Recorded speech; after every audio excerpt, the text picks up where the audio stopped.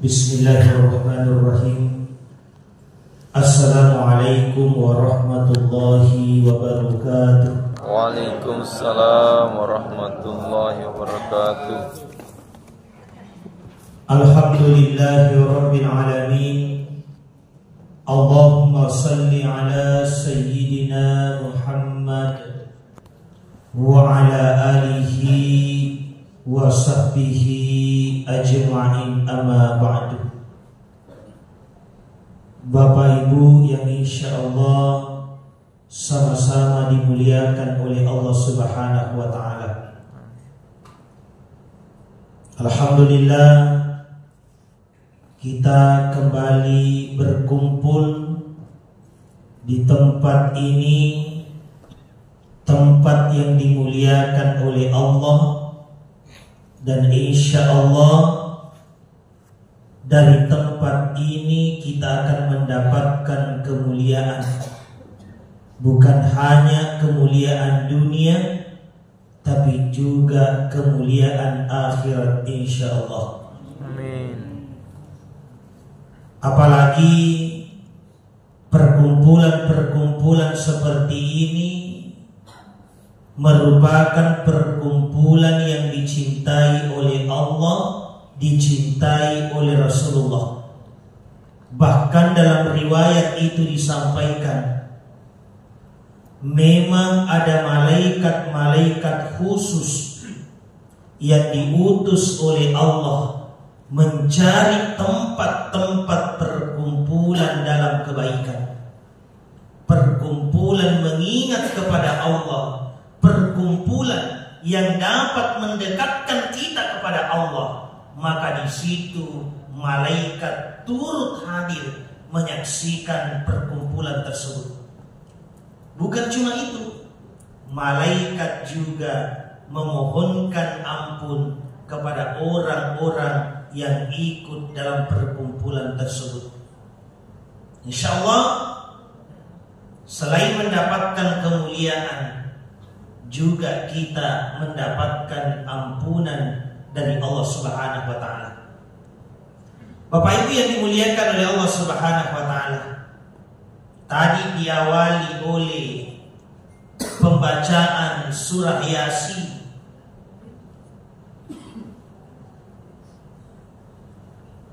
Dalam riwayat disampaikan, barang siapa yang membaca surah Yasin di pagi hari, maka akan dimudahkan urusannya di pagi hari, siang hari, dan sore harinya.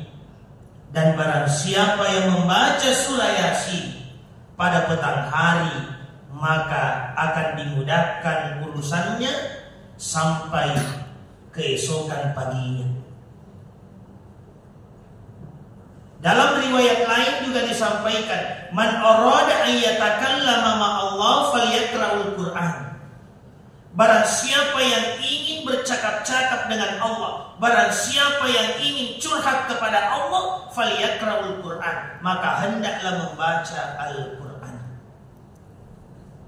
Setiap pekan kita lakukan pengajian seperti ini, maka ini merupakan salah satu tempat yang paling baik untuk curhat kepada Allah. Sebelum kita membaca surah Yasin atau seusai membaca surah Yasin, sampaikan kepada Allah masalah apa yang kita hadapi saat ini. Dengan berbagai macam masalah yang kita hadapi, mungkin ada beban yang berat kita pikul saat ini, tetapi kita harus meyakini sebesar apapun masalah kita, maka Allah jauh lebih kuasa untuk menyelesaikan masalah yang kita hadapi. Ini keyakinan kita. Dan salah satu cara terbaik untuk curhat kepada Allah adalah membaca Al-Quran. Bapak Ibu yang insya Allah sama-sama dimuliakan oleh Allah Subhanahu wa ta'ala, dalam surah Al-Imran ayat 110, Allah Subhanahu wa ta'ala berfirman, kuntum khaira ummah ukhrijat linnas ta'muruna bil ma'ruf wa tanhauna 'anil munkar. ayat ini menegaskan bahwa hakikatnya kita diciptakan di dunia memiliki tugas untuk menyerukan kebaikan dan mencegah kepada kemungkaran atau keburukan, kejahatan. Yang pertama adalah kita ditegaskan untuk menyerukan kebaikan, untuk menebar kebaikan kepada orang lain. Ketika kita kembali kepada sejarah, bagaimana perjuangan Rasulullah menyebar kebaikan di kota Makkah, di kota Madinah. Rasulullah tidak pernah menyerah untuk menebar kebaikan. Seandainya saja telapak kaki Rasulullah diberikan cat warna merah, maka tentu kota Makkah dan kota Madinah akan memerah. Semua tempat-tempat pernah dikunjungi oleh Rasulullah SAW dalam menebar kebaikan. Maka inilah menjadi motivasi bagi kita semua untuk senantiasa berjuang bagaimana menebar kebaikan kepada orang lain. Tentu dalam menebar kebaikan ada cara yang pernah dicontohkan oleh Rasulullah dalam berdakwah, menyampaikan kebaikan, menebar kebaikan, mengajak orang lain kepada yang baik. Maka ada beberapa cara yang pernah dicontohkan oleh Rasulullah. Yang pertama adalah dakwah bil akhlak, berdakwah dengan akhlak. Ketika kita mengajak seseorang kepada kebaikan, mengajak seseorang untuk melakukan yang baik-baik, maka kita terlebih dahulu memberikan teladan, memberikan contoh kepada yang lain.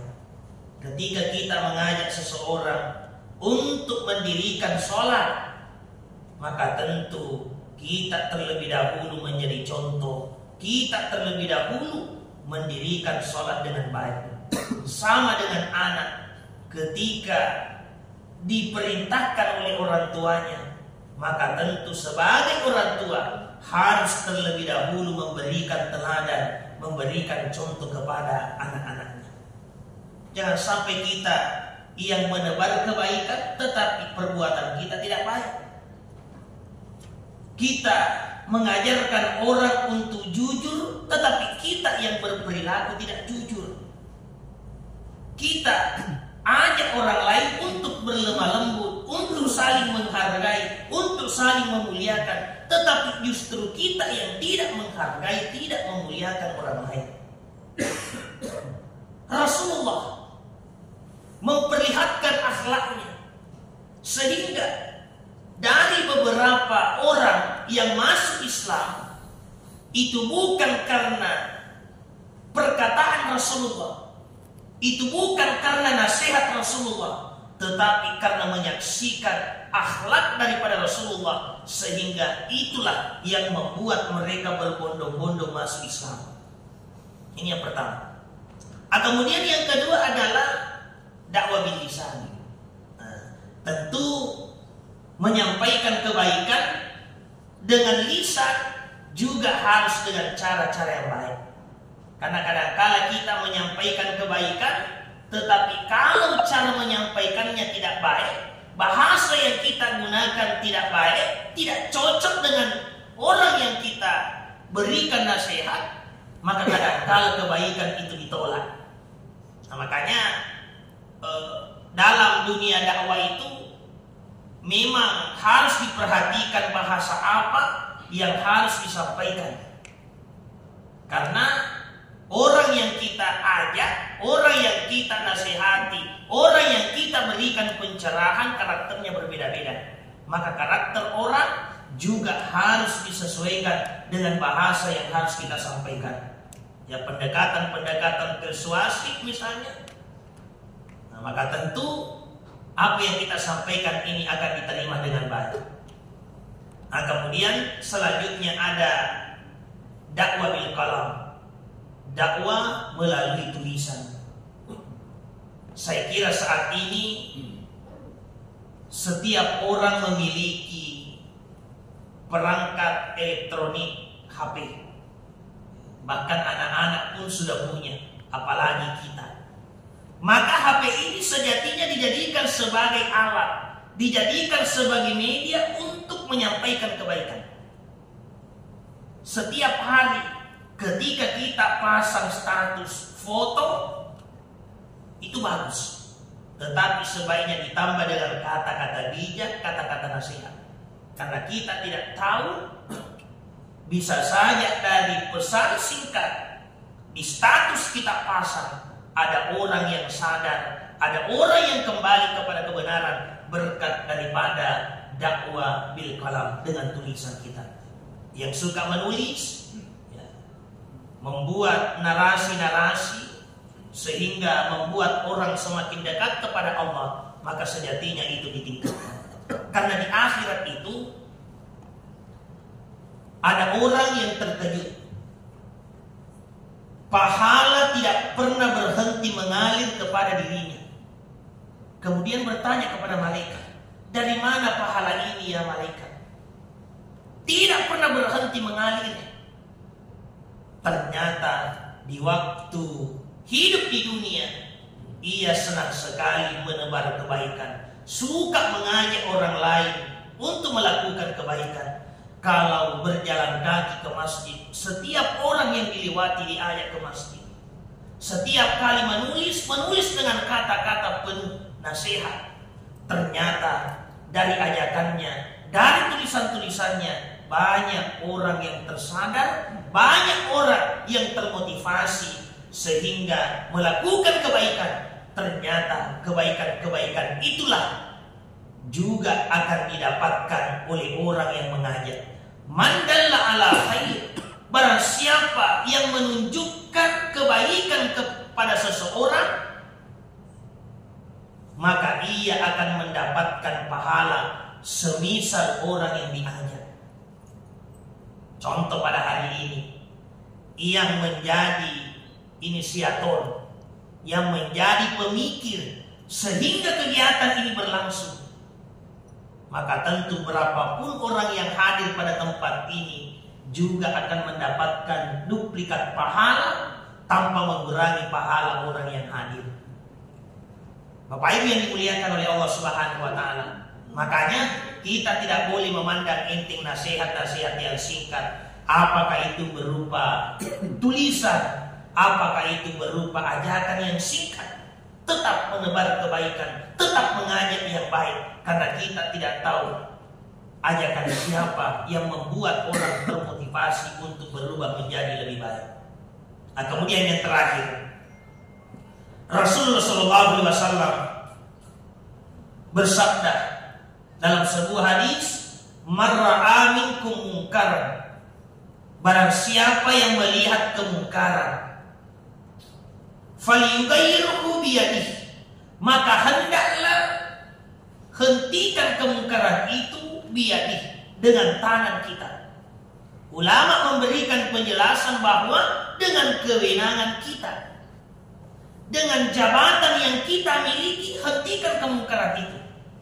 Ketika kita diberikan kewenangan, diberikan kekuatan untuk menghentikan kemungkaran di sekitar kita, maka hentikan dengan kewenangan yang kita miliki.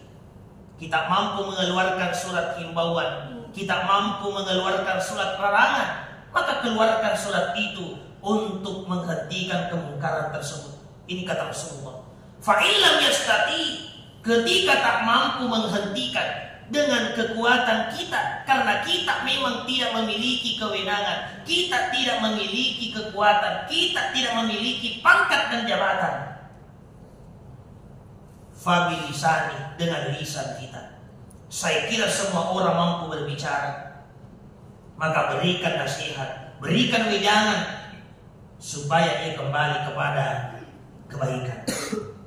Fa'illam yastati, ketika kita tak mampu, karena mungkin kata-kata kita tidak didengar, fabiqalbi. Ini yang paling penting. Maka hentikan kemungkaran itu dengan hati kita. Bagaimana caranya? Setiap kali kita berdoa, maka doakan saudara kita yang baik-baik. Doakan saudara kita supaya ia senantiasa kembali kepada jalan yang benar dan mendekatkan diri kepada Allah Subhanahu wa Ta'ala. Barang siapa yang mendoakan saudaranya kebaikan, maka ia terlebih dahulu mendapatkan kebaikan tersebut. Bapak Ibu yang insya sama-sama dimuliakan oleh Allah Subhanahu wa Ta'ala, tentu tantangan kita saat ini sangat luar biasa.